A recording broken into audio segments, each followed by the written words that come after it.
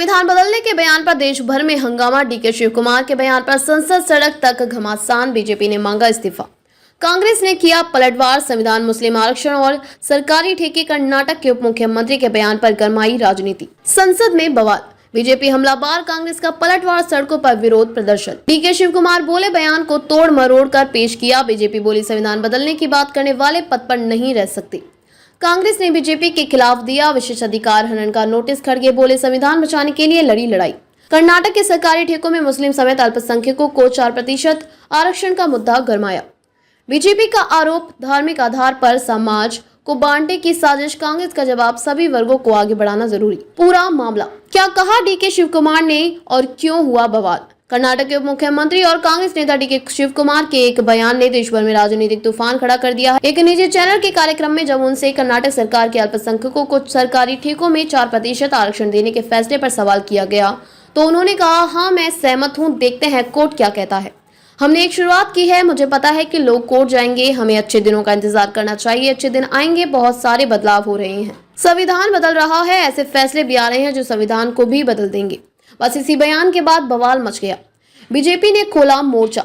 संसद से सड़क तक हंगामे, इस्तीफे की मांग। बीजेपी ने इस बयान को लेकर कड़ा विरोध जताया। बेंगलुरु में बीजेपी कार्यकर्ताओं ने डीके शिव कुमार का पुतला जलाया। राज्यसभा में किरण रिजिजू और जेपी नड्डा ने इस मुद्दे को उठाया और कांग्रेस अध्यक्ष मल्लिकार्जुन खड़गे से जवाब मांगा। जेपी नड्डा ने कहा, संविधान बदलने की बात हल्के में नहीं ले सकते, कांग्रेस अपनी स्थिति साफ करे। बीजेपी ने डीके शिव कुमार के इस्तीफे की मांग। कांग्रेस का जवाब, संविधान कोई बदल नहीं सकता। राज्यसभा में मल्लिकार्जुन खड़गे ने कहा, संविधान को कोई बदल नहीं सकता, इसे बचाने के लिए हमने भारत जोड़ो यात्रा निकाली थी। खड़गे का बीजेपी पर पलटवार, ये भारत तोड़ो करने वाले हैं। कांग्रेस ने बीजेपी नेताओं नड्डा और रिजिजू के खिलाफ राज्यसभा में विशेषाधिकार हनन का नोटिस दिया। जयराम रमेश बोले, बीजेपी मुद्दों से ध्यान भटकाने की कोशिश कर रही है। डीके शिव कुमार के सफाई बयान को गलत तरीके से पेश किया गया। डीके शिव कुमार ने प्रेस कॉन्फ्रेंस कर कहा, मैं 36 सालों से राजनीति में हूं, मुझे संविधान की समझ है। उन्होंने कहा, मैंने सिर्फ संभावित बदलावों की बात कही थी, मैंने ये नहीं कहा था कि हम संविधान बदलने जा रहे हैं।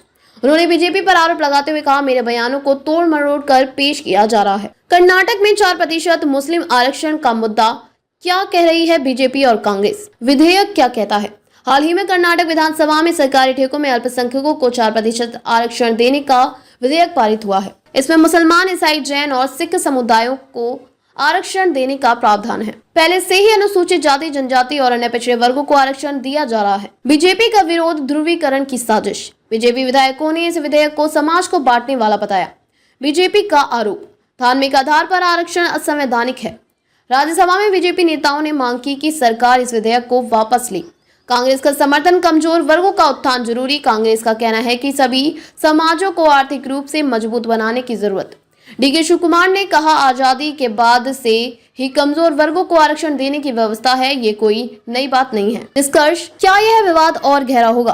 कर्नाटक में अल्पसंख्यकों के आरक्षण को लेकर शुरू हुआ विवाद अब राष्ट्रीय राजनीति का गर्म मुद्दा बन चुका है। बीजेपी इसे संविधान से छेड़छाड़ और तुष्टीकरण की राजनीति बता रही है, जबकि कांग्रेस इसे सामाजिक न्याय की पहल करार दे रही है। अब सवाल यह है कि क्या बीजेपी इस मुद्दे को 2024 चुनावों में बड़ा मुद्दा बनाएगी। क्या कांग्रेस इस विवाद से और आक्रामक होगी। क्या डीके शिव कुमार की सफाई से मामला शांत होगा या राजनीति और गरमाएगी। देश की नजर अब इस विवाद पर टिकी है क्योंकि यह आने वाले चुनावों में बड़ा मुद्दा बन सकता है।